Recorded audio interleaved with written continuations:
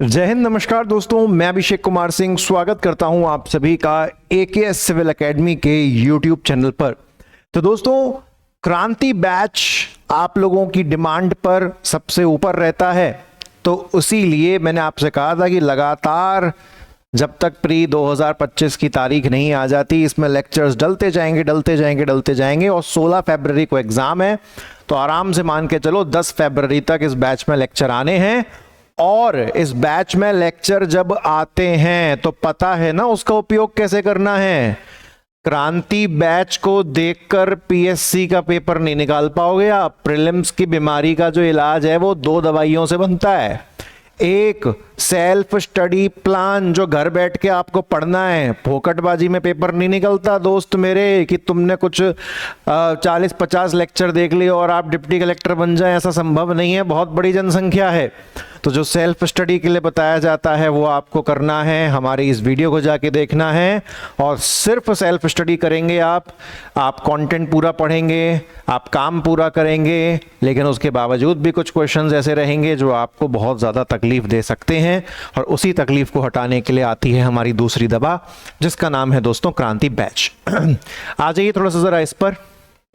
Overall क्रांति batch का lecture number 33 है। टॉपिक क्या है? Indian economy. Indian economy topic के अंदर लेक्चर 3 है, उसके अंदर भी पार्ट 3 है और जो चल रहा है यहाँ पर कहानी वो है आर्थिक समाई की, यानी कि मिसलेनियस फैक्ट्स। और आज के इस पार्ट नंबर 3 में, या फिर कहें कि ओवरऑल लेक्चर नंबर 33 में, ये टॉपिक जो है हमारा समाप्त हो जाएगा। और बहुत एक से एक फैक्ट्स मैं आपको इसमें जो है कवर करवा के दे रहा हूँ, सारे फुल अप टू डेट। ना रैंक की टेंशन लेने की ज़रूरत, ना बजट की टेंशन लेने की ज़रूरत, ना इकोनॉमिक सर्वे की टेंशन लेने की ज़रूरत। तो आइए धड़ाधड़ आज अपनी इस कहानी को जो है दोस्तों करते हैं शुरू।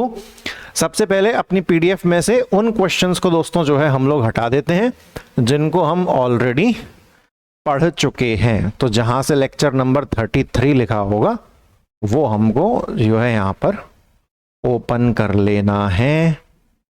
कहां आएगा लेक्चर 33? ये लीजिए जी। आज की हमारी कहानी यहां से स्टार्ट होनी है, रैपिड फायर, बिल्कुल फटाफट। जहां समझाने की बहुत जरूरत पड़ेगी वहां समय ज्यादा दूंगा और जहां समझाने की जरूरत नहीं पड़ेगी वहां समय कम दूंगा। खैर मैं तो कम समय भी देता हूं, उसमें भी मैं बहुत ज्यादा ही जो है समय दे ही जाता हूं। खैर चलिए देखते हैं।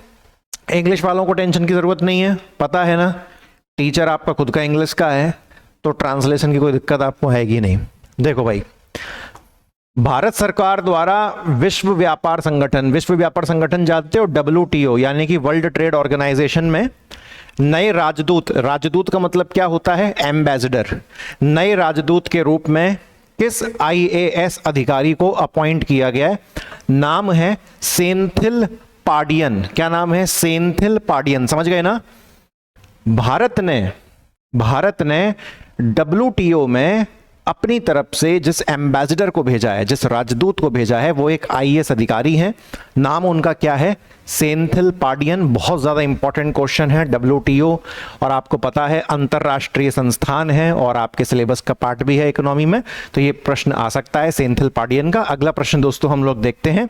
यहां पर एक सूचकांक की बात हो रही है। सूचकांक शब्द जब भी आए तो अंग्रेजी में उसका मतलब क्या होता है? इंडेक्स। कंटेनर मतलब वो जहाज, पानी का जहाज होता है, उसका कंटेनर यहां बोला जा रहा है। कंटेनर पोर्ट को तो इंग्लिश में आप यही बोलते हो। प्रदर्शन मतलब performance. Container port performance index 2023 के अनुसार भारत के कितने बंदरगाह, कितने पोर्ट ऐसे हैं जो वर्ल्ड में 100 बंदरगाह की रैंकिंग में आए हैं? तो वर्ल्ड के अगर हम 100 पोर्ट्स की बात करें, विश्व के सबसे सर्वश्रेष्ठ 100 बंदरगाहों की बात करें, तो भारत के 9 बंदरगाह इस टॉप 100 की लिस्ट में जो है दोस्तों क्या है? शामिल हैं। नंबर 1 पर कौन रहा है? नंबर 1 पर जो है रहा है चाइना का एक पोर्ट है जिसका नाम है यांगशान बंदरगाह। और ओमान जो देश है, ओमान का एक पोर्ट है सलालाह बंदरगाह। तो इन दोनों को कंबाइंड फर्स्ट रैंकिंग दी गई है, लेकिन इंडिया भी पीछे नहीं है। इंडिया के भी 9 पोर्ट्स जो है टॉप 100 की लिस्ट में शामिल हैं। आगे बढ़ेंगे दोस्तों, आगे बढ़ेंगे तो आगे देखने को क्या मिलेगा? हाल ही में जो जिम्बाब्वे देश है दोस्तों, जिम्बाब्वे ने अपनी एक करेंसी जारी करी है, एक मुद्रा जारी करी है और इस मुद्रा के पहले जिम्बाब्वे जो करेंसी यूज करता था उसको वो जिम्बाब्वे डॉलर कहता था, लेकिन अब जो करेंसी लॉन्च कर दी है उसको जिम्बाब्वे ने क्या कहा है? जिग। क्या कहा है दोस्तों? जिग। तो अगर आपसे पूछ ले ये जो जिग नामक जो मुद्रा है ये किस देश ने लॉन्च करी है? ये जिम्बाब्वे ने लॉन्च करी है। और इस मुद्रा के लिए खास क्या लिखा है? ये स्वर्ण समर्थित मुद्रा है। स्वर्ण समर्थित मतलब होता है गोल्ड बैक्ड। अंग्रेजी में क्या कहते हैं? Gold backed. इसका मतलब पता है क्या होता है? बड़े सिंपल शब्दों में समझाता हूं, ठीक है? उसके लिए देखता हूं मेरे पास कुछ नोट वगैरह हैं कि नहीं। नोट होने बहुत जरूरी है मेरे पास। 20 रुपए का है भैया। अब मेरे पास ये 20 रुपए का नोट है, दिख रहा है आप लोगों को? और करीब से दिखाऊं, दिख रहा है? 20 रुपए का नोट है। तो यार ये जो 20 रुपए का नोट है और भारत सरकार ने मुझे 20 रुपए का नोट दे दिया और मुझसे ये कह दिया कि मान के चलो भारत सरकार ने मुझसे कर्जा ले रखा था, ठीक है, और 20 रुपए का कर्जा सरकार ने मुझसे ले रखा था। तो सरकार ने मेरा कर्जा जो है मुझे वापस लौटा दिया और मुझे एक कागज का टुकड़ा दे दिया। मैं सरकार से कह रहा हूं कि तुमने मुझे कागज का टुकड़ा क्या को दे दिया, तो तुम्हारे कागज के टुकड़े पे कौन यकीन करेगा? तो सरकार पता है क्या कहती है? तुम टेंशन मत लो, तुम इस कागज के टुकड़े को चलाओ। जहां ये कागज का टुकड़ा नहीं चला या किसी ने इस कागज के टुकड़े को अपनाने में मना कर दिया तो तुम टेंशन मत लो, हम तुम्हें इस कागज के टुकड़े की जगह इतनी ही कीमत का गोल्ड दे देंगे। और गोल्ड तो दुनिया भर में हर जगह चलता है, समझ रहे हैं? तो किसी भी देश की जो करेंसी होती है वो मात्र एक कागज का टुकड़ा है। और अगर उस कागज के टुकड़े को किसी भी व्यक्ति या किसी भी देश ने अपनाने से मना कर दिया तो इसकी कोई चिंता मत लीजिएगा, उस कागज के टुकड़े के बदले आपको क्या दे दिया जाएगा? उतनी ही कीमत का गोल्ड दे दिया जाएगा। तो आपका नुकसान नहीं होगा। और जब आपका नुकसान नहीं होगा तो आप ऐसे कागज के टुकड़ों को अपनाने से डरोगे भी नहीं, क्योंकि आपके मन में संतुष्टि है कि अगर ये कागज का टुकड़ा काम नहीं किया तो मुझे इतनी कीमत का गोल्ड तो मिल जाएगा। तो अब आपको कहानी समझ में आई? तो यहां पर जिम्बाब्वे ने अपनी ये जो करेंसी जारी करी है ना, जिग नाम की, तो अगर जितनी करेंसी जिम्बाब्वे ने जारी करी है कागज टुकड़ों के रूप में, उतनी ही कीमत का गोल्ड जिम्बाब्वे के पास है। और जब ये सिचुएशन होती है तो कोई भी देश जिम्बाब्वे की इस करेंसी को अपनाने से कतराएगा नहीं, क्योंकि उसके मन में संतुष्टि होगी कि कल को जिम्बाब्वे की ये मुद्रा ना भी चली तो मुझे बदले में गोल्ड मिल जाएगा इतनी कीमत का। तो मैंने बहुत सीमित और बहुत कम शब्दों में आपको एक बहुत तगड़ा कॉन्सेप्ट समझाने का प्रयास किया है। दोस्तों आगे चलें। बड़ी ही फेमस मैगजीन है अमेरिका की, जिसे कहा जाता है मैगजीन टाइम।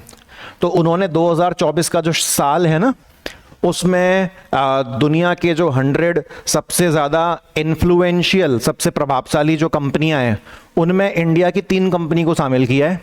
एक है रिलायंस इंडस्ट्री, दूसरा है सीरम इंस्टीट्यूट ऑफ इंडिया और तीसरा है टाटा ग्रुप। ठीक है, तो वर्ल्ड की टॉप 100 कंपनीज में से इंडिया की टोटल कितनी कंपनी शामिल की गई हैं? इंडिया की टोटल 3 कंपनी शामिल करी गई हैं, Reliance, serum institute of India और तीसरी कौन सी है भैया? टाटा ग्रुप। ये बहुत अच्छा क्वेश्चन था। और आगे चलते हैं दोस्तों। अगला क्वेश्चन क्या कहता है?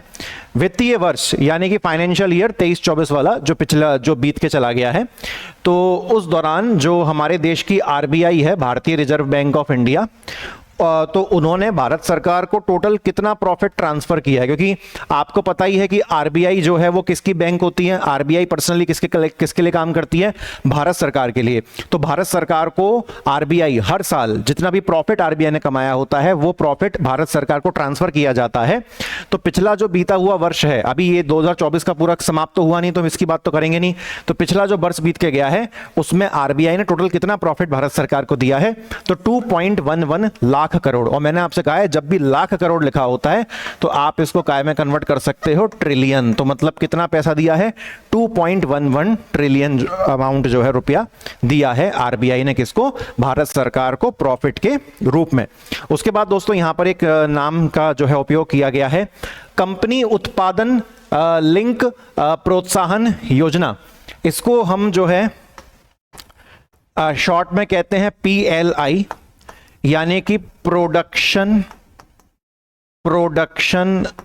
Linked initiative, production linked initiative. क्या मामला हो रहा है भैया इसका, सुनो। तो ये पता है कब दिया जाता है, ये तब दिया जाता है जब आपकी कंपनी ने ना बहुत अच्छा काम किया हो। तो चूंकि आपने देश के लिए इतना ज़्यादा सामान बनाया है, तो इसीलिए आपको प्रोत्साहन करने हेतु, आपको मोटिवेट करने हेतु आपको कुछ अवार्ड दिया जाता है। तो हमारे देश में एक कंपनी है जो इलेक्ट्रिक स्कूटर बनाती है, जिसका नाम है ओला इलेक्ट्रिक। तो चूंकि इन्होंने इतना अच्छा काम किया है, इसीलिए इनको कौन सा अवार्ड दिया गया है, प्रोडक्शन लिंक्ड इनिशिएटिव के लिए जो है इनको एलिजिबल माना गया है। लिखा ना पात्र, तो उसके लिए उनको एलिजिबल माना गया है। उसके बाद दोस्तों जो रिलायंस इंडस्ट्री है हमारे देश की, उन्होंने देश का पहला मल्टी मॉडल लॉजिस्टिक पार्क का निर्माण शुरू हुआ है। मल्टी मॉडल, इसको ऐसे बोलते हैं, मल्टी मॉडल लॉजिस्टिक।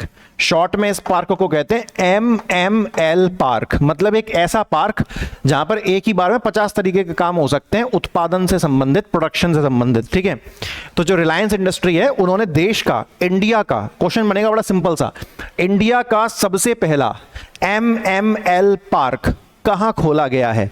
तो आंसर आ जाएगा चेन्नई में। और चेन्नई में एग्जैक्टली किस जगह पर?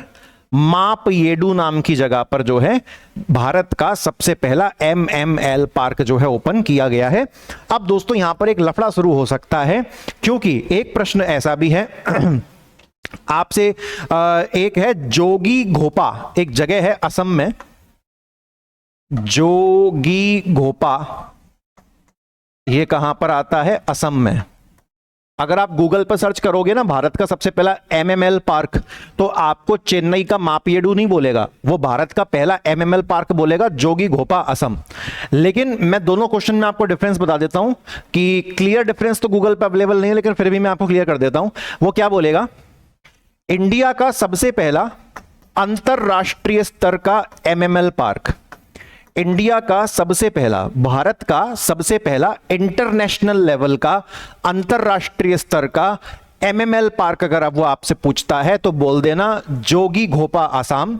और अगर वो अंतरराष्ट्रीय स्तर का, इंटरनेशनल लेवल का ये शब्द यूज नहीं करता है, सिंपल बोलता है भारत का सबसे पहला MML पार्क, वो जो कि रिलायंस इंडस्ट्री ने बनाया है। तो जैसे रिलायंस का नाम आ जाए और इंटरनेशनल शब्द हट जाए, तो आंसर क्या बोल देना है आपको? चेन्नई मापयेडू। ठीक है, तो ये कंफ्यूजन अब आपके दिमाग में बिल्कुल भी नहीं आएगा। उसके बाद दोस्तों हम आगे चलें। ठीक है, आगे हम बात करते हैं, आगे क्या लिखा हुआ है, डायरी को साइड कर देता हूं। प्रधानमंत्री मोदी जी द्वारा अमेरिका के बाहर अत्याधुनिक मतलब modern Boeing India engineering and technology centre का उद्घाटन किया गया है। तो इसको कहां उद्घाटन किया गया है? बेंगलुरु में। बेंगलुरु जो होता है बेसिकली दोस्तों, ये जो कंपनी है ना बोइंग, ये अमेरिका की कंपनी है। कौन सी कंपनी है? बोइंग। कहां की कंपनी है? अमेरिका की। और अमेरिका की ये कंपनी अमेरिका की इस कंपनी का जो सेंटर ओपन किया गया है वो बेंगलुरु में ओपन किया है। हवाई जहाज बनाती है बोइंग। क्या बनाती है? हवाई जहाज। तो नाम देखो क्या रखा गया है, Boeing India engineering and technology centre. तो इसका जो एक यूनिट है, ये जो प्लांट है, इसका कहां ओपन किया गया है? बेंगलुरु में। और हमारे प्रधानमंत्री जी श्री नरेंद्र मोदी जी ने इसका उद्घाटन किया है। उसके बाद दोस्तों आगे देखें, 2024-25 का वर्ष जो अभी लगातार चल रहा है, अभी खत्म नहीं हुआ है। तो 2024-25 वर्ष के लिए जो हमारी खरीफ फसलें होती हैं, कौन सी फसलें होती हैं? एक राबी क्रॉप्स होती हैं और एक कौन सी क्रॉप्स होती हैं? खरीफ क्रॉप्स होती हैं ना। सीक्वेंस में याद रखना, तो सबसे पहले कौन सी फसल उगाई जाती है? के से खरीफ, और बाद में क्या आता है? आर से राबी। तो 2024-25 के लिए जो खरीफ फसलें हैं उनका जो MSP है, यानी कि न्यूनतम समर्थन मूल्य, मिनिमम सपोर्ट प्राइस, ये वो भी किसका? सामान्य धान जो चावल होता है उसकी फसल के लिए MSP कितना डिक्लेयर किया गया है? तो अगर 1 क्विंटल धान होगा तो उसके लिए 2300 रुपए। और यहां पे जो लिखा है ना सामान्य धान, सामान्य धान मतलब ये बासमती वगैरह नहीं, नॉर्मल जो सामान्य चावल आता है। तो जो सामान्य धान है उसकी फसल के लिए जो मिनिमम सपोर्ट प्राइस MSP, जो सरकार गारंटी देती है किसान को कि बेटा तुमको तुम्हारे उत्पादन के लिए इतनी कीमत तो हम दिलवा के देंगे, तुम उसकी टेंशन मत लो। तो सरकार ने कितना MSP का वादा किया है सामान्य धान के लिए? तो अगर 1 क्विंटल सामान्य धान उगाया जाता है तो सरकार उसके लिए कितना रुपया देगी? 2300 रुपए जो है सरकार उसके लिए दोस्तों देगी। इतना क्लियर हो गया। ये एमएसपी है, एग्रीकल्चर के नजरिए से याद होना जरूरी है, क्योंकि आपकी यूनिट नंबर जो 6 है ना प्रीलिम्स के अंदर, तो उसमें जो इकोनॉमी का सिलेबस है उसमें साफ लिखा हुआ है भारतीय कृषि, तो वहां पर ये प्रश्न बन सकता है। ठीक है, अच्छा उसके बाद और देखें, हाँ बढ़िया चल रहा है। भारत का प्रथम ट्रांसशिपमेंट हब निर्माण कहां किया जा रहा है? तो ये है विझिंजम पोर्ट केरला, विझिंजम पोर्ट केरला। ठीक है, मैं ऐसे लिख देता हूं आपके लिए स्पेलिंग, विझिंजम बंदरगाह कहां आता है? केरला में। अब आप कहोगे सर भारत का पहला ट्रांसशिपमेंट, ये क्या चीज होती है ट्रांसशिपमेंट? देखो, ट्रांसशिपमेंट का मतलब होता है जब तुम एक जगह से दूसरी जगह माल भेजते हो ना, तुमने इंदौर से जम्मू कश्मीर माल भेजा, तो इंदौर से जम्मू कश्मीर माल जब जाएगा तो वो ट्रांजिट में रहेगा, मतलब सफर में रहेगा, और जब तक वो माल सफर में है तो सफर के दौरान ही उस माल को एक जगह से उठा के दूसरी जगह शिफ्ट करना, इसको कहते हैं ट्रांसशिपमेंट। मान के चलो इंदौर से दिल्ली गया बाई फ्लाइट और दिल्ली से कश्मीर गया बाई रोड, तो सफर के दौरान ही आपने सामान की जो पहुंचाने का तरीका था उसको बदल दिया। इसी को दोस्तों हम लोग क्या कहते हैं? ट्रांसशिपमेंट कहते हैं। और ट्रांसशिपमेंट का सबसे ज्यादा उपयोग तब होता है जब पानी के जहाज के माध्यम से कोई सामान किसी कोस्टल एरिया, किसी तटीय शहर के करीब आता है और फिर उस इलाके से, केरला में तो आपको पता है बंदरगाह है, तो केरला में काफी सारा पानी का जहाज आता है, तो पानी का जहाज पहले केरला आएगा, वहां पे सामान छोड़ेगा और फिर उस सामान को उसकी मंजिल तक पहुंचाया जाएगा, लेकिन उसके लिए पहले उसको पानी के जहाज से उतार के ट्रकों वगैरह में लोड किया जाएगा। तो सामान जब अपनी मंजिल तक नहीं पहुंचा होता है, सफर के दौरान ही उसको पहुंचाने के जरिए को बदलना, इसको हम लोग क्या कहते हैं? Transshipment hub. तो भारत का सबसे प्रथम ट्रांसशिपमेंट बहुत बड़े लेवल पर बनाया गया है। कौन से बंदरगाह को बनाया गया है transshipment hub? Vizhinjam port Kerala. ठीक है, अच्छा याद रख पाएंगे। अच्छा एक चीज और याद रखना दोस्तों कि ये जो विझिंजम पोर्ट है ना केरला का, ये इंडिया का सबसे पहला, ये ना इंडिया का सबसे पहला ग्रीन फील्ड पोर्ट है। कौन सा पोर्ट है? ग्रीन फील्ड बंदरगाह। अब आप कहोगे सर ग्रीन फील्ड बंदरगाह होता है जो 12 मासी काम करता है, यानी कि ऑल सीजन। क्लियर हो गया? तो कभी क्वेश्चन एग्जाम में ग्रीन फील्ड पोर्ट को ही लेके आ जाए। ग्रीन फील्ड पोर्ट क्या होता है? मतलब 12 मासी बंदरगाह जो हर टाइम काम करता है। और जो विझिंजम पोर्ट है केरला का, ये भारत का सबसे पहला 12 मासी बंदरगाह है, ग्रीन फील्ड पोर्ट है। आगे बढ़े दोस्तों। अच्छा उसके बाद आगे देखें तो आगे हमको क्या मिलता है? मर्सर कंपनी है, मर्सर द्वारा जारी 2024 cost of living. Cost of living मतलब जब हम कहीं पर रहते हैं किसी शहर में तो वहां पर रहने का खर्चा। तो कॉस्ट ऑफ लिविंग सर्वे के अनुसार जो लोग बाहर से भारत में आते हैं, जिनको हम माइग्रेंट्स कहते हैं, प्रवासी, तो जो लोग बाहर से भारत में आते हैं उनके लिए रहने के अनुसार, महंगाई के अनुसार सबसे महंगा शहर जो है वो कौन सा है? तो वो है दोस्तों इंडिया का सबसे महंगा शहर है मुंबई। और पूरे एशिया को अगर मैं कंबाइन कर लूं तो मुंबई महंगाई के मामले में कौन से रैंक पर आएगा? 21वां। ठीक है, तो मर्सर कंपनी के द्वारा ये कॉस्ट ऑफ लिविंग जो है कि रहने में कितना खर्चा आ रहा है किन लोगों के लिए? प्रवासियों के लिए जो बाहर से आए हैं, इंडिया में आके सेटल हुए हैं, और सबसे ज्यादा खर्चा उनको महसूस होता है मुंबई के अंदर। और पूरे एशिया में इतने सारे शहर हैं, उसमें मुंबई कौन सी रैंक पर आता है महंगाई के मामले में? 21वें नंबर पर आता है। उसके बाद दोस्तों अगला प्रश्न देखें। अगला प्रश्न क्या कहता है कि केंद्रीय बजट यानी कि यूनियन बजट 2024-25 के अनुसार 2024-25 में राजकोषीय घाटा क्या होता है दोस्तों अंग्रेजी में? राजकोषीय घाटा को हम लोग इंग्लिश में कहते हैं फिस्कल डेफिसिट। अभी समझाऊंगा राजकोषीय घाटा, फिस्कल डेफिसिट क्या होता है ना। इसका कितना अनुमान लगाया गया है? 4.9%। अक्सर जो इंडिया है वो हमेशा राजकोषीय घाटे में ही रहता है, फिस्कल डेफिसिट में रहता है 4.9%। अब सुनो दोस्तों क्या होता है, जब तुम्हारे खर्चे हों ज्यादा और तुम्हारी कमाई हो कम, तो तुमको जो घाटा होता है उसको कहते हैं राजकोषीय घाटा, यानी कि फिस्कल डेफिसिट। तो देश अक्सर ऐसी परिस्थिति में आ जाता है, कमाता है कम और खर्चा हो जाता है बहुत ज्यादा। तो आने वाला जो 2024-25 आने वाला क्या, जो वर्ष अभी हमारा लगातार चल रहा है, इस वर्ष में भारत सरकार का जो राजकोषीय घाटा है, जो फिस्कल डेफिसिट है, अभी पूरा ईयर समाप्त तो हुआ नहीं है, तो इसीलिए केवल अनुमान लगाया गया है। तो अनुमानित अंक भी पूछ लिए जाते हैं। तो कितना लगाया गया है? 4.9%। अब ये 4.9% घाटा हो गया।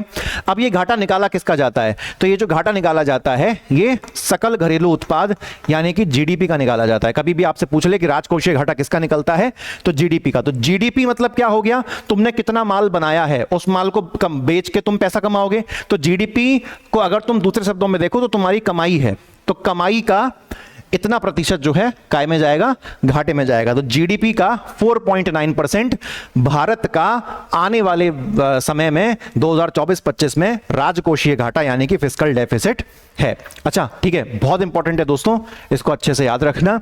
आगे देखें, केंद्रीय बजट 2024-25 के अनुसार राज्यों को उनके संसाधन आवंटन में सहायता करने के लिए केंद्र सरकार द्वारा ब्याज रहित दीर्घ अवधि ऋण का प्रावधान किया गया। मतलब पता है क्या बोला गया है? देखो 2024-25 का जो वर्ष है ना, जिन राज्यों के पास प्रॉपर रिसोर्सेज नहीं है तो उन राज्यों को पैसे की जरूरत पड़ेगी ताकि वो संसाधन खरीद सकें, रिसोर्सेज खरीद सकें।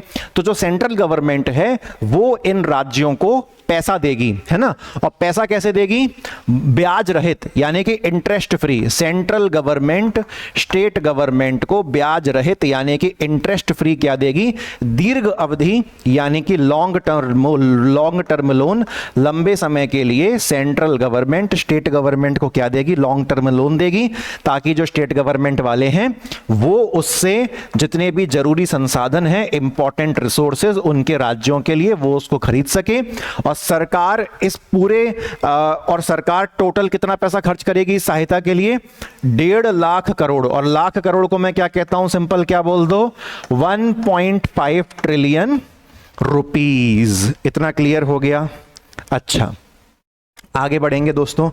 आगे बढ़ते हैं तो हमको क्या देखने को मिलता है, आइए देखें।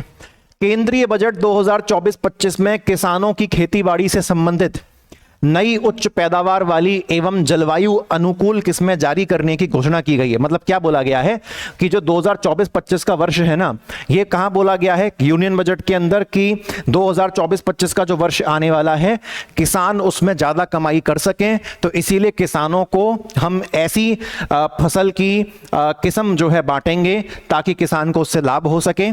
तो कितनी किस्म बांटी जाएंगी? तो अगर आप कृषि के नजरिए से देखो, एग्रीकल्चर के नजरिए से, तो टोटल 32 वैरायटी की जो है बीज बांटे जाएंगे किसानों को।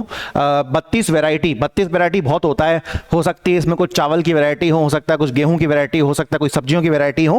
तो कृषि के क्षेत्र में 32 वैरायटीज जो है बांटी जाएंगी खेतीबाड़ी संबंधित। और जो बागवानी होता है, बागवानी यानी कि हॉर्टिकल्चर जिसे हम कहते हैं, फल फूल जिसमें आते हैं, तो फल फूल वाली कैटेगरी में 109 वैरायटी जो है सरकार बांटेगी किसानों के बीच। ये बहुत इंपॉर्टेंट प्रश्न है दोस्तों एग्रीकल्चर के नजरिए से। तो कृषि से संबंधित 32 और बागवानी हॉर्टिकल्चर संबंधित 109 वैरायटी जो है सेंट्रल गवर्नमेंट बांटेगी किसानों को, ताकि किसान ज्यादा से ज्यादा पैदावार कर सकें। अच्छी किस्म होगी सरकार के पास, अच्छी किस्म होगी बीज की या अच्छी वैरायटी होगी किसानों के पास, तो सीधी सी बात है वो ज्यादा उत्पादन कर सकेंगे। उसके बाद दोस्तों केंद्रीय बजट 2024-25 के तहत की गई घोषणा के अनुसार श्रेष्ठ पर्यटन गंतव्य बनाने की सहायता की जाएगी। मतलब देखो सुनो, 2024-25 में जो हमारा देश का सेंट्रल बजट है उसमें जो उड़ीसा है ना दोस्तों, उड़ीसा, उसको ना एक टूरिज्म हब बनाने की बात की गई है। किसको? उड़ीसा को क्या बनाने की बात करी गई है? टूरिज्म हब यानी कि पर्यटन गंतव्य बनाने की बात की गई है। बस इतना सिंपल सा है, तो उड़ीसा का नाम याद रखना, ठीक है।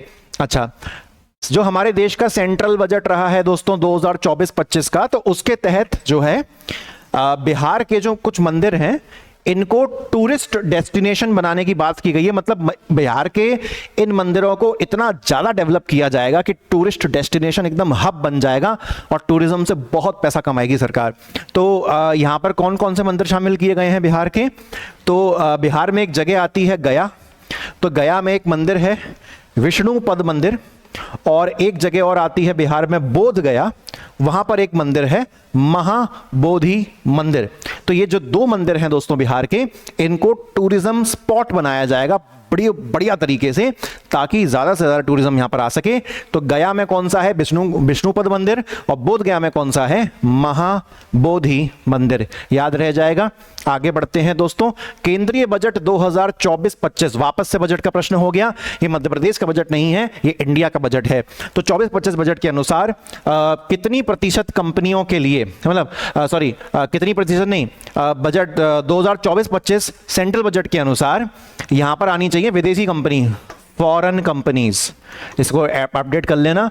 फॉरेन कंपनीज जो है ना, फॉरेन कंपनीज जो कॉर्पोरेट टैक्स भरती हैं उसको 40% से घटाकर कितना कर दिया गया है? 35% जो है कर दिया गया है। बिल्कुल सही बात है। ठीक है। कॉर्पोरेट टैक्स क्या होता है कि देखो, तुम एक इंडिविजुअल हो, एक व्यक्ति हो, तो तुम जो इनकम कमाते हो उस इनकम पे तुम क्या भरते हो? उस इनकम पे तुम इनकम टैक्स भरते हो। ऐसे ही जो कोई कंपनी होती है वो कंपनी कॉर्पोरेट टैक्स भरती है। ठीक है। तो यहां पर याद क्या रखना है कि कॉर्पोरेट टैक्स में कमी कर दी गई है, 40% से घटाकर कितना परसेंट कर दिया गया है? 35%। लेकिन क्या ये घरेलू कंपनियों के लिए है? नहीं, ये केवल विदेशी कंपनियों के लिए किया गया है, ताकि विदेशी कंपनियों को ज्यादा टैक्स ना भरना पड़े और वो भारत में आके काम करने के लिए आकर्षित हो जाएं। ठीक है, याद रहेगा, जरूरी है।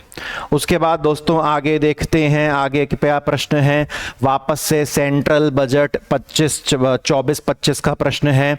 इनके अनुसार जो है, जो ट्राइबल कम्युनिटीज हैं, जनजाति समुदाय को दोस्तों हम लोग क्या कहते हैं? जो ट्राइबल कम्युनिटीज हैं, उन ट्राइबल कम्युनिटीज का सामाजिक और आर्थिक सुधार करने के लिए, सोसाइटल एंड फाइनेंशियल बेनिफिट करने के लिए प्रधानमंत्री जी ने कौन सी योजना चालू करी है? प्रधानमंत्री जनजातीय उन्नत ग्राम अभियान। ये योजना हिंदी और इंग्लिश में यही सेम नाम है। शॉर्ट फॉर्म है इसका पीएम।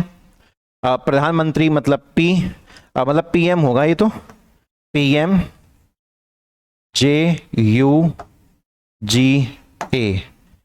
ऐसी नाम है। हाँ, पीएम जूगा, जनजातीय उन्नत ग्राम अभियान। समझ में आ गया? ये जनजाति विकास के लिए है, पीएम जूगा। एक याद है वो अपन ने पढ़ा था, पीएम सूर्या, वो सोलर पैनल बांटे जाएंगे और सूरज से बिजली बनाई जाएगी, सोलर एनर्जी पर ध्यान देने के लिए पढ़ा था ना पहले। वापस से दोस्तों सेंट्रल बजट का क्वेश्चन आ गया 24-25 का। तो इसमें क्या है कि जो मुद्रा लोन दिया जाता है हमारे देश में, जो बिजनेस होते हैं ना, बिजनेस वगैरह, कल को तुमको कुछ ओपन करना है तो सरकार मुद्रा लोन देती है। तो मुद्रा लोन के अंदर एक कैटेगरी होती है तरुण कैटेगरी, जिसमें सरकार 10 लाख का लोन देती है। अब उसको बढ़ाकर कितना कर दिया गया है? 20 लाख। दोस्तों भयंकर इंपॉर्टेंट क्वेश्चन है, वेरी वेरी इंपॉर्टेंट क्वेश्चन है साहब। देखो साहब, क्या होता है? सर, शिशु किशोर तरुण, सरकार कौन सा लोन देती है? मुद्रा लोन देती है। सरकार मुद्रा लोन किस किस को देती है? याद रखिएगा, एक देती है लघु उद्योगों को और दूसरा देती है सूक्ष्म उद्योगों को। यानी कि लघु मतलब स्मॉल और सूक्ष्म मतलब माइक्रो। तो स्मॉल एंड माइक्रो बिजनेस को जो है लोन दिया जाता है, ताकि हमारे देश में लोग ज्यादा से ज्यादा बिजनेस दोस्तों कर सकें। सबसे कम पैसा मिलता है इसमें शिशु। इसमें 3 कैटेगरी हैं। कितनी कैटेगरी हैं? 3 कैटेगरी हैं। एक कैटेगरी होती है आपकी शिशु, शिशु बड़ा होके बन जाता है किशोर, और फिर वो बड़ा होके बन जाता है दोस्तों क्या? तरुण। तो मैं समझता हूं 50,000 से कम तक में, हाँ बिल्कुल सही है, अप टू 50,000, 50,000 तक शिशु कैटेगरी में लोन मिल जाता है। और फिर 50,000 एक से लेके 5 लाख था शायद, हाँ 5 लाख, 50,000 एक से लेके 5 लाख तक कौन सी कैटेगरी में लोन मिलता है? किशोर में। और तरुण कैटेगरी में 5 से 10 तक मिलता है। बिल्कुल सही है। तरुण कैटेगरी में 5 लाख एक से 10 लाख तक का लोन मिला करता था। अब यही तो प्रश्न है, अब 10 लाख को बढ़ा के कितना कर दिया गया है, 20 लाख, इतना हो जाएगा। तो 50,000 तक का लोन शिशु कैटेगरी, 50,000 1 से लेके 5 लाख तक का किशोर में, और तरुण में 5 लाख 1 से 10 लाख तक पहले मिला करता था। लेकिन अब तरुण कैटेगरी में 10 लाख से लोगों को लगा कि भैया बिजनेस 10 लाख तक में काम नहीं हो पा रहा है, सरकार को बढ़ाना चाहिए। तो बिजनेस को और ज्यादा मोटिवेट करने के लिए, बिजनेस को और ज्यादा देश में बढ़ाने के लिए सरकार ने क्या कहा कि तुम कल को अगर मुद्रा लोन कैटेगरी में, तरुण कैटेगरी के भीतर तुम लोन चाहते हो, तो अब तुमको हाईएस्ट 10 नहीं मिलेगा, अब तुमको हाईएस्ट 20 लाख तक लोन मिल सकता है। तुम खूब बिजनेस करो जम के। था बढ़िया क्वेश्चन। चलो आगे देखो, आगे वापस से सेंट्रल बजट 24-25 का प्रश्न है। इन्होंने क्या कहा है कि जो वर्तमान फाइनेंशियल ईयर चल रहा है, वर्तमान फाइनेंशियल ईयर कौन सा चल रहा है, 2024-25 का चल रहा है। तो इसमें क्या है, आंध्र प्रदेश का, ये क्वेश्चन तो चलो ठीक है, अब आ गया तो पढ़ लो।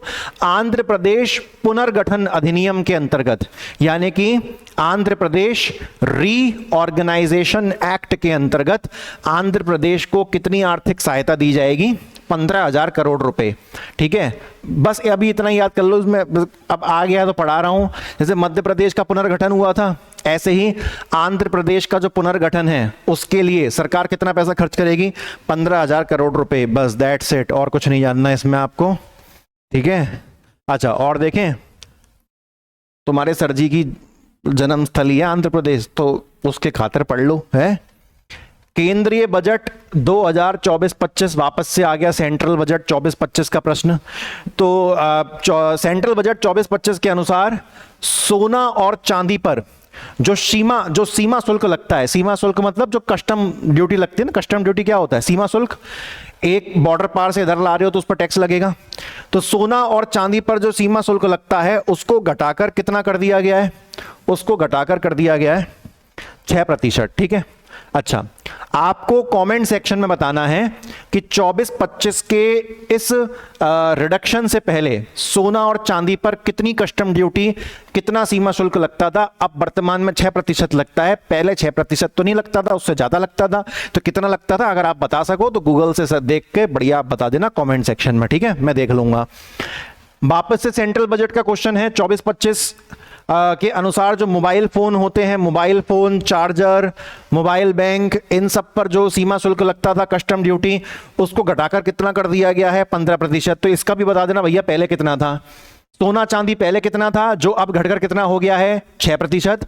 और मोबाइल, पावर बैंक, इन सब चीजों पे पहले जो टैक्स लगता था अब उसको कम कर दिया गया है, कितना कम करके कर दिया गया है, 15%। तो पहले कितना लगता था वो आपको बताना है। और ये जो और ये जो रिडक्शन हो रहा है, ये जो घटाया जा रहा है टैक्स, तो ये कौन सा टैक्स की बात हो रही है यहाँ पर, सीमा शुल्क। जीएसटी मत बोल देना, सीमा शुल्क, कस्टम ड्यूटी, सीमा पार जो टैक्स भरना पड़ता है। ठीक है भैया, अगला क्वेश्चन देखें।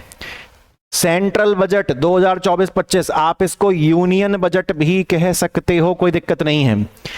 विकसित भारत के लक्ष्य को प्राप्त करने के लिए, कौन से लक्ष्य को प्राप्त करने के लिए, विकसित भारत के लक्ष्य को प्राप्त करने के लिए कुछ राज्यों को, खासतौर पे जो इंडिया के पूर्वी राज्य हैं ना, ईस्टर्न जो स्टेट्स हैं, उनका विकास किया जाएगा। उसमें कौन कौन आ गया, बिहार, झारखंड पास पास में है, याद हो जाएगा। पश्चिम बंगाल की बात ना हो, वो तो कैसे हो सकता है। उड़ीसा की बात भी कर लो, आंध्र प्रदेश की बात भी कर लो। कितने नाम हो गए, बिहार, झारखंड, पश्चिम बंगाल, उड़ीसा और आंध्र प्रदेश। इनका विकास किया जाएगा। और योजना का नाम क्या रखा गया, योजना का नाम इंग्लिश में भी यही है, पूर्वोदय। पूर्वोदय, विकास भी विरासत भी। ठीक है, आपसे प्रीलिम्स में ऐसे पूछ सकता है कि जो पूर्वोदय, विकास भी, विरासत भी, इसमें कौन सा राज्य शामिल नहीं है या कौन सा राज्य शामिल है, तो ऐसा कोई प्रश्न आ सकता है। तो नाम याद रखिएगा, बिहार, झारखंड, पश्चिम बंगाल, उड़ीसा एवं आंध्र प्रदेश। हो जाएगा याद। और ये इसीलिए है ताकि विकसित भारत का लक्ष्य हासिल किया जा सके, तो जो पूर्वी राज्य हैं उनको भी विकसित करना बहुत जरूरी है। यूनियन बजट 2024-25 में आंध्र प्रदेश स्थित सिंचाई परियोजना। अब आप कहोगे सर वहां पर आप जन्म क्या हो गए, आपने आंध्र प्रदेश के क्वेश्चन डाल दिए। भाई इंडियन ज्योग्राफी नाम की भी चीज है, सिंचाई परियोजनाओं के नाम आ जाते हैं कि कौन सा किस राज्य का है, तो वहां से ये प्रश्न बन सकता है। तो दोस्तों देखो यहां पर तो क्या है कि यहां पर आंध्र प्रदेश के अंदर एक सिंचाई परियोजना है, यानी कि एक इरिगेशन प्रोजेक्ट है जिसका नाम क्या है, पोलावरम। बस इसको याद कर लो आप तो इस वाले में से। तो पोलावरम इरिगेशन प्रोजेक्ट कहां पर है, आंध्र प्रदेश में, और इसको पढ़ के आगे बढ़ते हैं। अगला प्रश्न क्या है, आर्थिक समीक्षा। चलो दोस्तों जब भी इतनी चीज तो मैं उम्मीद करता हूं कि आपने क्रांति बैच के प्रीवियस लेक्चर देखे हों, तो आपको इन दो चीजों में तो डिफरेंस पता है। एक होता है बजट और एक होता है आर्थिक सर्वेक्षण। आर्थिक सर्वेक्षण को इंग्लिश में इकोनॉमिक सर्वे कहते हैं। बजट हमेशा आने वाले वर्ष के लिए बनाया जाता है। आने वाला वर्ष कौन सा चल रहा है, मतलब जो चल रहा है 2024-25। और इकोनॉमिक सर्वे हमेशा बीते हुए वर्ष के लिए, यानी कि 2023-24। तो जब भी तुमको बजट दिखेगा तो उसके आगे हमेशा 24-25 लिखा होगा, और जब भी हमेशा आर्थिक समीक्षा दे रखी होगी इकोनॉमिक सर्वे, तो उसमें बीता वर्ष लिखा होगा 23-24। तो इतना बेसिक पता होना चाहिए, अगर नहीं पता था तो अब चलो पता चल गया होगा।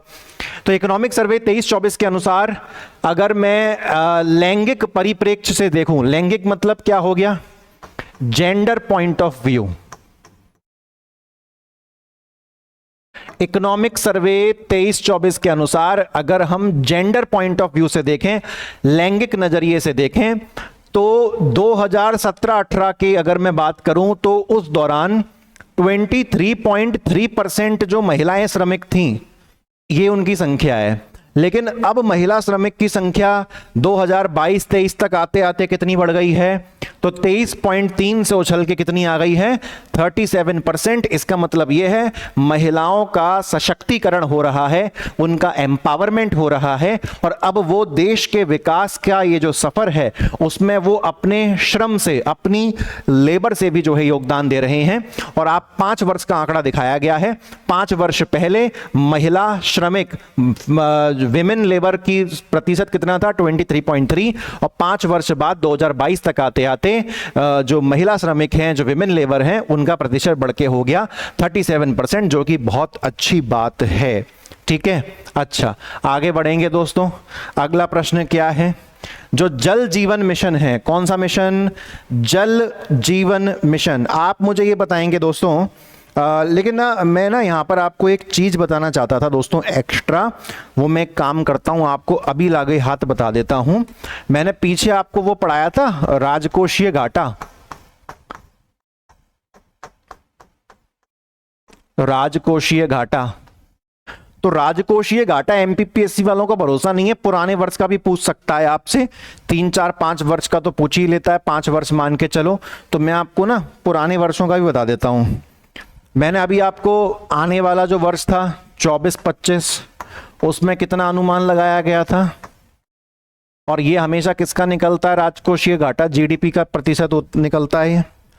और 2024 से पहले जो 2023 निकल के गया है उसमें ये था इतना, और 2022 वाले वर्ष में ये था 6.4%।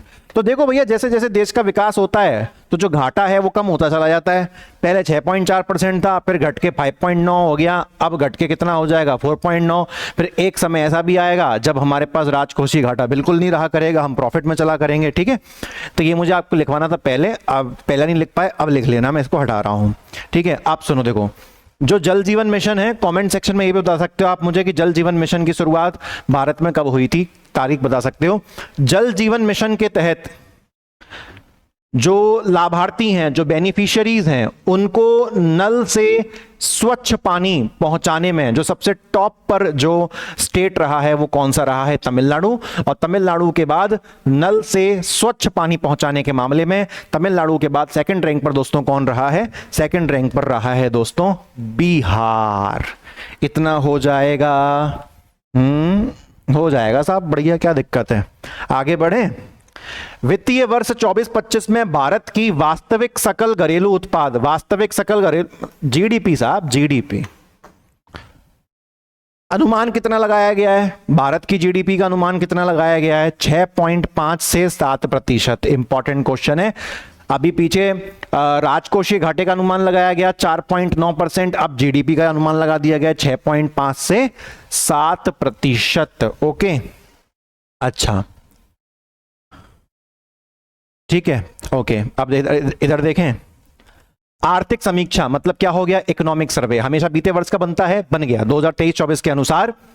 2023 में लागू किए जाने के बाद प्रत्यक्ष लाभ हस्तांतरण, इसका मतलब क्या होता है? टेंशन मत लो, डीबीटी होता है, डायरेक्ट बेनिफिट ट्रांसफर, यानी कि सरकार जो गरीबों के खाते में अक्सर डायरेक्ट पैसा जमा करवा देती है ना, उसको कहते हैं। तो 2023 वर्ष में डायरेक्ट बेनिफिट ट्रांसफर के माध्यम से सरकार ने कितना पैसा जमा करवाया लोगों के खाते में? 36.9 लाख करोड़ रुपए। ठीक है, आगे बढ़े। उसके बाद दोस्तों आगे देखो, वापस से इकोनॉमिक सर्वे 23-24 का प्रश्न यहां पर आ गया। तो इसके अनुसार जो आने वाला वर्ष है 2024 में, तो इसमें वर्तमान मूल्यों पर, वर्तमान मूल्य मतलब क्या होता है? Current price. देखो भैया, मैं आपको करेंट प्राइस और बेस प्राइस ये सब का कॉन्सेप्ट मैं आपको पढ़ा चुका हूं, और ये कॉन्सेप्ट मैंने आपको लेक्चर नंबर 31 में पढ़ाया था। अगर नहीं देखा हुआ है जाके देख लो, मैं वापस सेम चीज रिपीट नहीं करूंगा यहां पर। तो वर्तमान मूल्य पर जो जीवीए है, जीवीए क्या होता है? ऐसे लिखते हैं, ग्रॉस वैल्यू एडेड। क्या बोलते हैं? Gross value added. अभी बता दूंगा क्या होता है, टेंशन ही आओ मत यार तुम। ग्रॉस वैल्यू एडेड पता है क्या होता है? कि मान के चलो तुम 50 रुपए का ब्रेड लाए, 50 रुपए के ब्रेड में तुमने 100 रुपए का खर्चा किया, और तुमने उसको काय का रूप दे दिया, केक का रूप दे दिया। समझ में आया? तुम क्या लाए? 50 रुपए का ब्रेड लाए, उसमें तुम बाकी सारी चीजें तुमने जोड़ी जाड़ी, अपनी तरफ से कितने का खर्चा किया? 100 का खर्चा किया, और तुमने केक बना दिया। तो ये जो तुमने इसमें वैल्यू ऐड करी है, ये जो तुमने इसमें मूल्य ऐड किया है 100 रुपए का, इसी को क्या कहते हैं? जीवीए। आ गया बढ़िया समझ में? चलो, तो देखो भैया क्या कह रहा है, इसको हटा दूं पहले। अब सुनो, जो 2024 वाला वर्ष है ना अपना, उसमें अगर मैं कृषि के नजरिए से देखूं, तो कृषि के नजरिए से, और वो भी वर्तमान प्राइस के अनुसार, तो कृषि के क्षेत्र में करंट प्राइस पर, वर्तमान मूल्य पर जीवीए कितना प्रतिशत रहेगा? 17.7%। इंडस्ट्री के क्षेत्र में वर्तमान कीमतों के अनुसार जीवीए कितना रहेगा? 27.6%। और सर्विस सेक्टर में वर्तमान कीमतों के अनुसार जीवीए कितना रहेगा? 54.7%। अब दोस्तों देखो, सुनो मेरी बात को ध्यान से सुनना, ठीक है ना भैया? हमारे देश में 100% हर साल वैल्यू ऐड करी जाती है, यानी कि मूल्य जोड़ा जाता है। वैल्यू तो ऐड हो रही है ना, मूल्य तो जोड़ा जा रहा है। तो आप वैल्यू ऐड को कुछ ना समझ पाओ ना, तो समझ लेना योगदान। अब समझ गए? तो इस पूरे सिंपल को, मैंने इस पूरे क्वेश्चन को और सिंपलीफाई कर दिया है कि 2024 में किस क्षेत्र का कितना योगदान रहेगा वर्तमान कीमत के अनुसार। अब समझ गए? जीवीए नहीं समझे तो अब समझ गए। किस क्षेत्र का, किस सेक्टर का कितना योगदान रहेगा 2024 में वर्तमान कीमत के अनुसार। तो आप देख पा रहे हैं, सेवा क्षेत्र, सर्विस सेक्टर का सबसे ज्यादा योगदान रहेगा, उसके बाद इंडस्ट्रीज का सेकंड नंबर पर योगदान रहेगा, और एग्रीकल्चर का योगदान सब 17.7% रहेगा। देखो इकोनॉमी, मुझे पता है, मुझे इस बात पर पूरा भरोसा है कि मैं इकोनॉमी अच्छी पढ़ाता हूं, क्योंकि इकोनॉमी मेरा फेवरेट सब्जेक्ट है, मेरी क्वालिफिकेशंस हैं इकोनॉमी में। और अगर आपको पता है इकोनॉमी से कभी भी डर लगता है ना, तो जिस भी दिन तुम मेंस की पूरी तैयारी करने की सोचोगे, तो उस दिन आप हमारा मेंस का ऑनलाइन कोर्स ज्वाइन कर लेना, और उसमें जब तुम इकोनॉमी पढ़ोगे आपका दिल गार्डन गार्डन हो जाएगा। इतना मुझे मेरी मेहनत और मेरे कॉन्सेप्ट्स पर भरोसा है इकोनॉमी के अंदर। आपको बिल्कुल मैं सिंपल भाषा में पूरा जो सब्जेक्ट है ना वो डिकोड कर दूंगा, जैसे यहां चल रहा है। जून 2024 में जो वर्ल्ड बैंक है ना, अच्छा वर्ल्ड बैंक का क्वेश्चन आ गया तो भैया कान खड़े कर लो, अब जरूरी बात होने वाली है। जून 2024 में वर्ल्ड बैंक के अनुसार 2025 में भारत की विकास दर, यानी कि 2024 के अंदर बैठ के वर्ल्ड बैंक ने अनुमान लगा दिया है कि 2025 में इंडिया का कितना इकोनॉमिक ग्रोथ होगी। विकास दर क्या होता है, सॉरी डेवलपमेंट रेट, इंडिया कितना डेवलप करेगा 2025 में। तो भारत का जो अनुमान लगाया गया है, देखो 2025 का तो अनुमान ही होगा ना, कितना लगाया गया है 6.6%। लेकिन चूंकि ये डेवलपमेंट रेट, ये विकास दर का अनुमान किसने लगाया है, विश्व बैंक ने, इसलिए दोस्तों ये प्रश्न हो जाता है बहुत ज्यादा इंपॉर्टेंट। आगे प्रश्न देखें दोस्तों अगला। मार्च 2024 में स्टेनलेस स्टील क्षेत्र में भारत के पहले हरित हाइड्रोजन संयंत्र, यानी कि क्या बोला है, सुनना मेरी बात को, स्टेनलेस स्टील हो गया, स्टेनलेस स्टील क्षेत्र के अंदर भारत का सबसे पहला ग्रीन हाइड्रोजन प्लांट कहां ओपन किया गया है, हिसार हरियाणा में हो जाएगा। अब दोस्तों ऐसा एक और प्रश्न बनता है कि जो gas authority of India limited है, गेल, इन्होंने 10 मेगावाट का ग्रीन हाइड्रोजन प्लांट ओपन किया है। कौन सा, ग्रीन हाइड्रोजन प्लांट ओपन किया है, कहां पर, विजयपुर, गुना, मध्य प्रदेश। इसको याद रखना, ठीक है।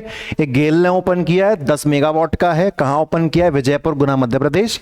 और यहां पर भी ग्रीन हाइड्रोजन प्लांट है, लेकिन कौन से क्षेत्र में है, स्टेनलेस स्टील के क्षेत्र में। ये कहां ओपन किया गया है, हिसार हरियाणा में। इतना याद रह जाएगा। अच्छा एक चीज और सुनो कि ये मध्य प्रदेश के विजयपुर, गुना में जो 10 मेगावाट का ग्रीन हाइड्रोजन प्लांट बनाया गया ना, इसके लिए जो टेक्नोलॉजी मंगवाई है वो कनाडा से आयात करवाई है। इसमें जो टेक्नोलॉजी है उसको कहां से मंगवाया गया है, कनाडा से उसको जो है इंपोर्ट करवाया गया है। ये हो गया आपका बढ़िया। अब देखो दोस्तों, जो सेबी होती है ना, SEBI, security and exchange board of India, SEBI, तो जो सेबी है ना साहब अपनी, हाँ कहा गया, सेबी को एक अवार्ड मिला है। अवार्ड का नाम क्या है, best conduct of business regulator. क्या अवार्ड मिला है, best conduct of business regulator का मतलब सबसे अच्छा बिजनेस चलवाने वाला एक नियंत्रक, एक रेगुलेटर के रूप में जो है इसको अवार्ड मिला है सेबी को। और यह अवार्ड कहां दिया गया है, यह अवार्ड दिया गया है दोस्तों कहां पर, हांगकांग। अच्छा और क्या लिखवा दूं, मैंने 2-3 फैक्ट यहां पर डाले। 12 अप्रैल 1988, ठीक है, 12 अप्रैल 1988 ये स्थापना वर्ष है, फाउंडेशन ईयर है। ये स्थापना वर्ष है, फाउंडेशन ईयर है किसका, सेबी का। लेकिन इस दौरान जब सेबी बनी थी तो वो उसको वैधानिक दर्जा प्राप्त नहीं था, नॉन स्टैट्यूटरी थी, ठीक है। उसके बाद फिर दोस्तों 1992, क्या 30 जनवरी था, हाँ सही है 30 जनवरी था, 1992 30 जनवरी 30 जनवरी को सेबी का एक्ट आया, उसको सेबी एक्ट 1992 कहते हैं। और इस एक्ट के बाद सेबी को जो है एक वैधानिक दर्जा, यानी कि एक जो स्टैट्यूटरी स्टेटस होता है वो जो है सेबी को दे दिया गया। तो सेबी की स्थापना कब हुई, 12 अप्रैल 1988, डायरेक्ट क्वेश्चन आ सकता है। और इसको वैधानिक दर्जा कब प्राप्त हुआ, 30 जनवरी 1992, सिंपल, ठीक है।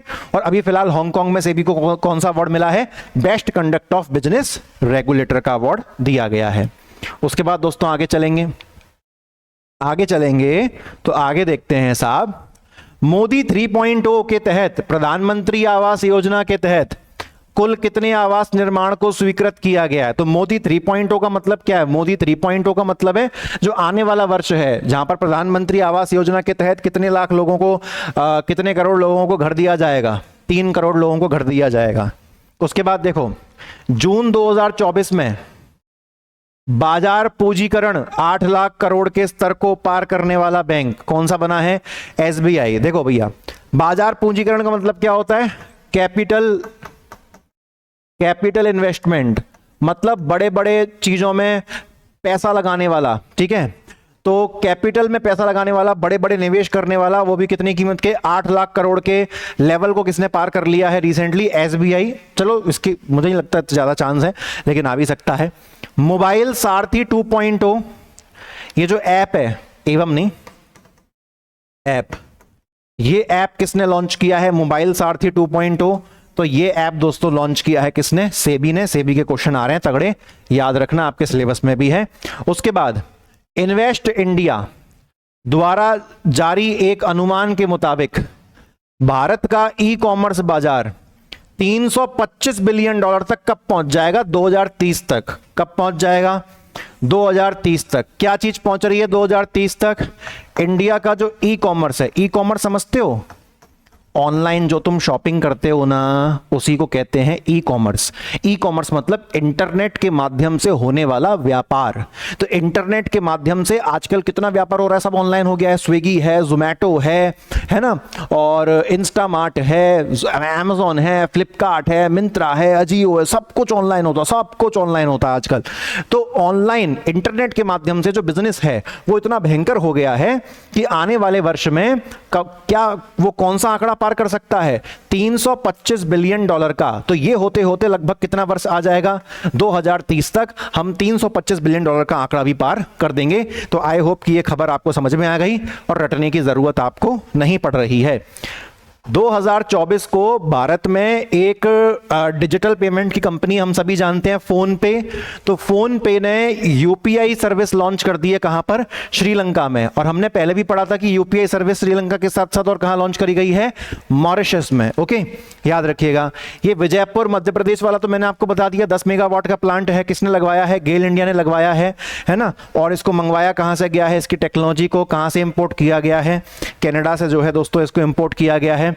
उसके बाद देखो, अप्रैल 2023 से लेकर जनवरी 2024 के बीच में देश का सबसे बड़ा यानी कि 30% इलेक्ट्रॉनिक सामान निर्यातक मतलब कौन होता है? एक्सपोर्टर। यानी कि इंडिया का वो कौन सा स्टेट है जो सबसे ज्यादा जिसने माल बेचा है इलेक्ट्रॉनिक कैटेगरी में? वो है तमिलनाडु। और ये किस समय से किस समय की बात हो रही है? अप्रैल 2023 से लेकर जनवरी 2024, लगभग 1 वर्ष हो गया, लगभग, है ना, 3-4 महीने तो कम है। तो इस पूरे समय के दौरान जो है दोस्तों, इसको आप कह सकते हो कि जो 2023 वर्ष रहा है हमारा, 2023 से 24 वाला जो वर्ष रहा है, उसमें तमिलनाडु ने अकेले इंडिया का टोटल इलेक्ट्रॉनिक्स का 30% इलेक्ट्रॉनिक्स खुद अकेले एक्सपोर्ट किया है, जो कि बहुत बड़ी बात है दोस्तों। ठीक है, अच्छा, अभी हम लोग पढ़ रहे थे ना जल जीवन मिशन, उसमें भी तमिलनाडु सबसे आगे था नल के माध्यम से स्वच्छ पानी पिलाने में। उसके बाद देखो, वर्ष 2023-24 में भारत का शीर्ष कार्गो हैंडलिंग बंदरगाह, यानी कि इंडिया में सबसे ज्यादा माल जो लाया उतारा चढ़ाया जाता है, सबसे ज्यादा माल, उसको हम कार्गो कहते हैं। तो वो कहां पर किया जा रहा है? पारादीप बंदरगाह। तो ये प्रश्न आपसे इंडियन ज्योग्राफी में पूछ सकता है कि पारादीप बंदरगाह कहां पर आता है? उड़ीसा में आता है। तो ये इंडिया का सबसे ज्यादा सामान उतार चढ़ाव कार्गो का लेन देन करने वाला बंदरगाह बना है। भारत सरकार का जो विद्युत मंत्रालय है, विद्युत मंत्रालय कौन सा हो गया? इलेक्ट्रिक मिनिस्ट्री या इलेक्ट्रिसिटी मिनिस्ट्री। उन्होंने एक कंपनी है जिसका नाम है grid controller of India limited. इस कंपनी को विद्युत मंत्रालय ने, इलेक्ट्रिसिटी मिनिस्ट्री ने कौन सी कैटेगरी में शामिल किया है? मिनी रत्न श्रेणी नंबर 1। मैंने देखो भैया आपको सारे नवरत्न पढ़ा दिए हैं, महारत्न पढ़ा दिए हैं। अब ये भी एक प्रश्न आ गया है, वापस सुनो। मिनी रत्न जो होता है ना, एक तो महारत्न हो गया, नवरत्न हो गया, मिनी रत्न हो गया। और मिनी रत्न में भी कैटेगरी नंबर 1 में शामिल किया है। किसने शामिल किया है? इलेक्ट्रिसिटी मिनिस्ट्री ने। कौन सी कंपनी को? सिंपल शॉर्ट में याद रखो, ग्रिड इंडिया को। हो जाएगा इतना। चलो आगे बढ़ेंगे। अगला प्रश्न क्या है? अप्रैल 2024 में चाइना मोबाइल को मोबाइल डेटा ट्रैफिक के मामले में पीछे छोड़ते हुए दुनिया की सबसे बड़ी उपभोक्ता कंपनी बन गई है। कौन सी? रिलायंस जियो। यानी कि इसका मतलब पता है क्या हुआ कि चाइना का जो मोबाइल मार्केट है, और चाइना का मोबाइल मार्केट बहुत बड़ा है, और वहां पर मोबाइल डेटा की जो खपत है, जो मोबाइल डेटा का ट्रैफिक है, वो भी बहुत ज़्यादा है। लेकिन अब उस लिमिट को, अब उस कैटेगरी को पार किसने कर लिया है? रिलायंस जियो। यानी कि रिलायंस जियो का डेटा सबसे ज़्यादा यूज़ किया जा रहा है, और चाइना भी इस मामले में क्या हो गया है? पीछे हो गया है। जय जियो भैया, जय जियो। क्या बात है। अगला प्रश्न क्या है? अप्रैल 2024 में जारी Hurun global unicorn index. Unicorn जानते हो? यूनिकॉर्न वो कंपनी होती है जिसके पास कम से कम 8,000 करोड़ का निवेश होता है। कितने करोड़ का? 8,000 करोड़ का इन्वेस्टमेंट होता है, निवेश होता है। उस कंपनी को क्या कहते हैं? यूनिकॉर्न कंपनी कहते हैं। तो अप्रैल 2024 में एक सूचकांक जारी हुआ जिसका नाम था हुरून ग्लोबल यूनिकॉर्न इंडेक्स, और इसके अनुसार वो कौन सा ऐसा देश है जो सबसे ज्यादा यूनिकॉर्न पैदा कर रहा है, यानी कि सबसे ज्यादा 8,000 करोड़ वाली कंपनियां पैदा कर रहा है। तो अमेरिका वो पहला सबसे नंबर 1 पर देश है जो सबसे ज्यादा 8,000 करोड़ की कंपनियां पैदा कर रहा है। सेकंड मामले में है चाइना, और दोस्तों इंडिया पीछे नहीं है।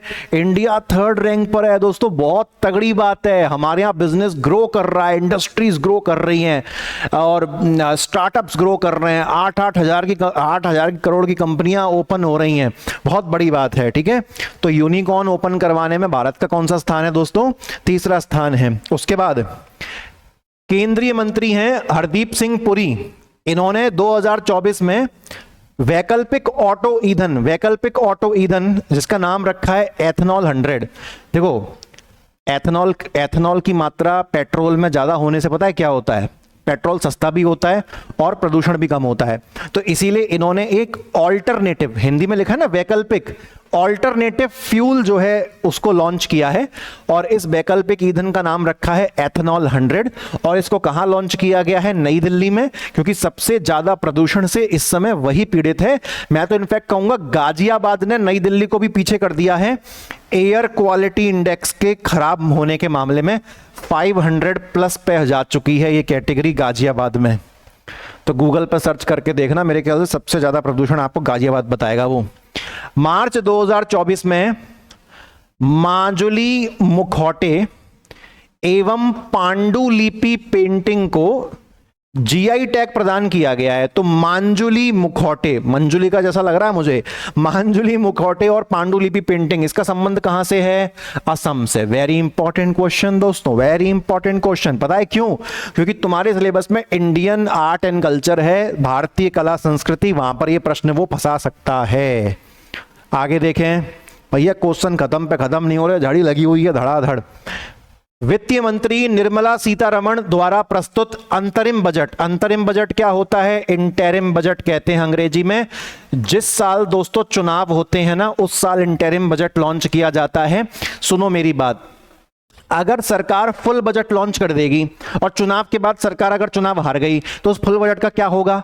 जो नई सरकार होगी वो पुरानी सरकार का फुल बजट तो फॉलो करेगी नहीं।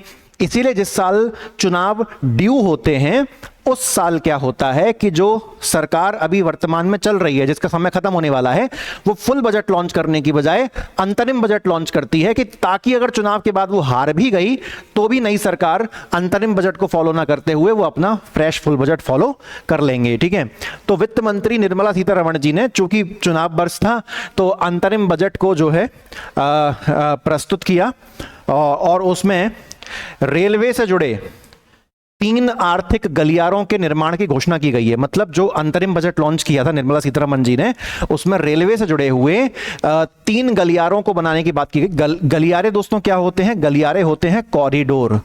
तो रेलवे से संबंधित 3 गलियारे जो बनाए जाएंगे, 3 कॉरिडोर्स जो बनाए जाएंगे, उनका नाम क्या है? एक तो एनर्जी मिनरल एवं सीमेंट कॉरिडोर है। क्या बोलेंगे इसको? एनर्जी मिनरल एवं सीमेंट कॉरिडोर। फिर है पोर्ट कनेक्टिविटी कॉरिडोर, और फिर है हाई ट्रांसपोर्ट कॉरिडोर। ठीक है, हाई डेंसिटी ट्रांसपोर्ट कॉरिडोर, उच्च यातायात घनत्व गलियारा। तो इंग्लिश में रिपीट कर रहा हूं, energy mineral and cement corridor, port connectivity corridor, high density transport corridor. तो ये 3 गलियारे बनाए जाएंगे। और किस क्षेत्र में बनाए जाए? रेलवे संबंधित 3 गलियारे हैं ये। और इनकी घोषणा कब करी थी? निर्मला सीतारमण जी ने अंतरिम बजट में की थी, जो इस वर्ष चुनाव की वजह से जो है पेश किया गया था। भैया गजब क्वेश्चन, हमें लगा खत्म हो जाएंगे, कोई बात नहीं, जितने क्वेश्चन आएंगे उतना मजा आएगा लेक्चर के अंदर। आइए दोस्तों देखते हैं, जून 2024 में जारी OAG डेटा के अनुसार घरेलू एयरलाइन बाजार के मामले में, चलो सीधे से ऐसे पढ़ो कि देखो, जो एयरलाइन होती है वो 2 कैटेगरी में होती है। एक हो गई इंटरनेशनल और दूसरा हो गया डोमेस्टिक यानी कि घरेलू। तो इंडिया अभी इंटरनेशनल एयरलाइंस में उतना अच्छा नहीं कर रही है, जगह ही नहीं है उसकी कहीं से कहीं तक। लेकिन दोस्तों इंडिया के अंदर जो घरेलू फ्लाइट चलती है ना, उसमें इंडिया तगड़ा पैसा कमाता है। तो वही वो पूछ रहा है कि जो घरेलू एयरलाइन है, जो डोमेस्टिक एयरलाइन है, उसमें मार्केट जो कर रहा है इंडिया, उसमें जो पैसा कमा रहा है इंडिया, तो 5वें से तीसरे स्थान पर जो है अब आ गया है इंडिया। ठीक है, 5वें स्थान से उछल के कहां पहुंच गया है? तीसरे स्थान पर पहुंच गया है। अगर आप डोमेस्टिक एयरलाइन में पैसा कमाने की बात करते हो तो डोमेस्टिक एयरलाइन इंडिया में तगड़ी चल रही है। ग्लोबल फॉरेस्ट, यहां पे होना चाहिए था फॉरेस्ट, ग्लोबल फॉरेस्ट वॉच के अनुसार भारत में वर्ष 2000 के बाद कितने पेड़ काट दिए गए हैं, मतलब कितने पेड़ों का एरिया काट दिया गया? बाप रे बाप, 2.33 मिलियन हेक्टेयर। 1 मिलियन में 10 लाख होते हैं भैया, कहां जाएगा आंकड़ा? 2.33 मिलियन हेक्टेयर का जो क्षेत्रफल है पेड़ों का, वो काट दिया गया है। कौन सी रिपोर्ट के अनुसार? Global forest watch. ये पता है, ग्लोबल फॉरेस्ट वॉच से संबंधित एक बार यूपीएससी में प्रश्न आ चुका है। ठीक है, अगले क्वेश्चन पर चलते हैं दोस्तों। Oxford economics global cities index 2024 के अनुसार वैश्विक शहर सूचकांक में, देखो भैया ये एक सूचकांक का नाम है Oxford economics global city index. ठीक है, इस सूचकांक के अनुसार टॉप 1000 सिटीज जो है देखे गए। तो टॉप 1000 सिटी में नंबर 1 पे कौन रहा है? न्यूयॉर्क। और जो दिल्ली है ना, वो 1000 शहरों की कैटेगरी में 350वें नंबर पर आया है। तो मतलब इंडिया के नजरिए से दिल्ली की रैंक कितनी रही है? 1000 शहरों में 350। ये महंगाई के मामले में नहीं है, वो अलग था, वो कॉस्ट ऑफ लिविंग, वो अलग ही चीज हो गई। वहां पर वहां पर मुंबई चल रहा था, ठीक है ना। लेकिन यहां पर 1000 शहरों में नंबर 1 पे कौन है? न्यूयॉर्क। और दिल्ली की जगह कहां पर आई है? 1000 में 350। ठीक है, ये ओवरऑल जो सिटी होता है हर पहलू से, उसके नजरिए से जो है इसको देखा जा रहा है। अगला प्रश्न दोस्तों देखते हैं। अगला प्रश्न क्या है? संयुक्त राष्ट्र पर्यावरण कार्यक्रम यानी कि यूनाइटेड नेशंस एनवायरमेंट प्रोग्राम, इनके द्वारा एक रिपोर्ट जारी करी गई है, फूड वेस्ट इंडेक्स रिपोर्ट 2024। मतलब कितना जो खाना है वो बर्बाद हो रहा है। तो इसके अनुसार पूरे दुनिया में जो भूखे लोग हैं, जिनको 2 वक्त की रोटी नहीं मिल रही, उनकी संख्या कितनी है? 83 मिलियन। ये नहीं पूछेगा, ऐसा क्वेश्चन नहीं आएगा, क्योंकि ये आ गया तो बहुत जटिल मामला हो जाएगा। तो भैया अगर आ गया तो बुरे से बुरे के लिए भी आप तैयारी कर लो। तो यूनाइटेड नेशंस एनवायरमेंट प्रोग्राम के द्वारा जारी किया गया है एक रिपोर्ट जिसका नाम है फूड वेस्ट इंडेक्स रिपोर्ट 2024। और इसके अनुसार पूरे वर्ल्ड में कितने भूखे लोग हैं? 83 मिलियन। ये हंगर हो गया, हंगर। भूखे हो क्या कहते हैं? हंगर। वित्त मंत्रालय मतलब क्या हो गया? Finance ministry. इनके द्वारा जो वित्तीय वर्ष बीत के गया है 2023-24 का जो फाइनेंशियल ईयर बीत के गया है, उसमें शुद्ध प्रत्यक्ष कर होना चाहिए। शुद्ध प्रत्यक्ष कर क्या होता है? Net direct tax. Direct tax समझते हो दोस्तों? जो आप आयकर भरते हो यानी कि इनकम टैक्स, ये डायरेक्ट टैक्स होता है। तुमने इनकम कमाई तो तुम ही भरोगे, इसको डायरेक्ट टैक्स कहते हैं। तो शुद्ध प्रत्यक्ष कर यानी कि नेट डायरेक्ट टैक्स कौन से वर्ष में? 2023-24 में। 2024-25 का क्यों नहीं पूछा? क्योंकि 2024-25 अभी समाप्त होना हुआ है। समाप्त क्या हुआ है? 23-24। तो पूरे 23-24 वर्ष के अंदर डायरेक्ट टैक्स से सरकार ने कितना पैसा कमाया है? 19.58 लाख करोड़। और लाख करोड़ को आप लोग क्या बोलोगे? 19.58 ट्रिलियन। दोस्तों ये तो पूछ सकता है, ये तो पूछ सकता है बिल्कुल, क्योंकि ये नेट डायरेक्ट टैक्स है। और ऐसे में ही इन्होंने अगला प्रश्न सेम बनाया है कि जैसे 2023-24 में जो प्रत्यक्ष कर है डायरेक्ट टैक्स वो 19.58 ट्रिलियन हुआ, ऐसे ही जो जीएसटी है वो कितना हुआ? तो वो थोड़ा सा ज्यादा है। डायरेक्ट टैक्स था 19.58 और ये है 20.14 ट्रिलियन।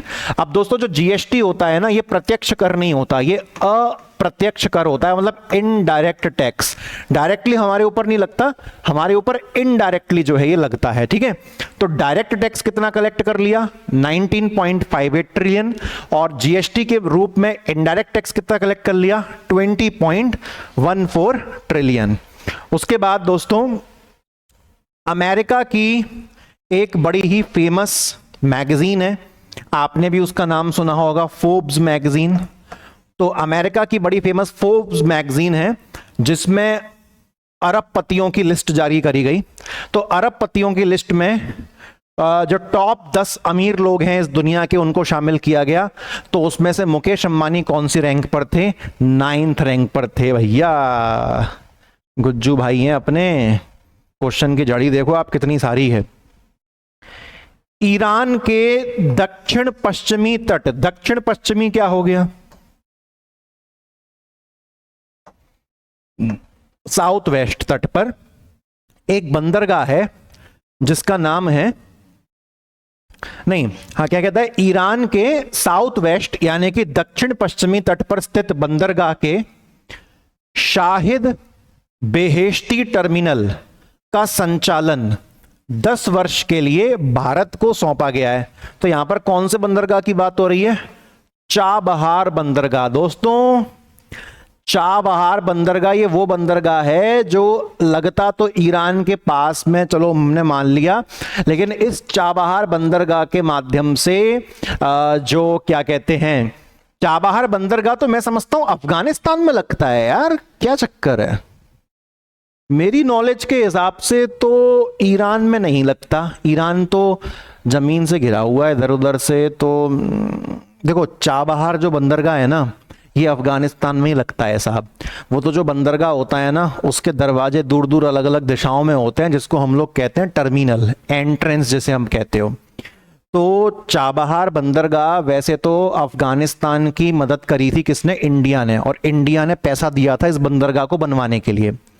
तो अब कहानी क्या है कि जो चाबहार बंदरगाह है ना इसका एक जो टर्मिनल है जो ईरान के पास आता है, टर्मिनल का नाम क्या है? Shahid Beheshti terminal.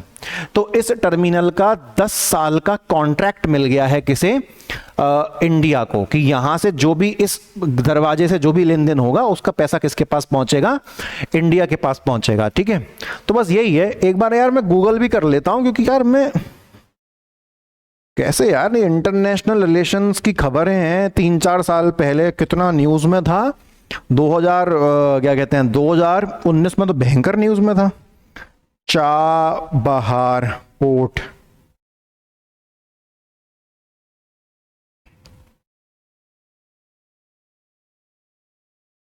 नहीं यार सही तो है, सही है।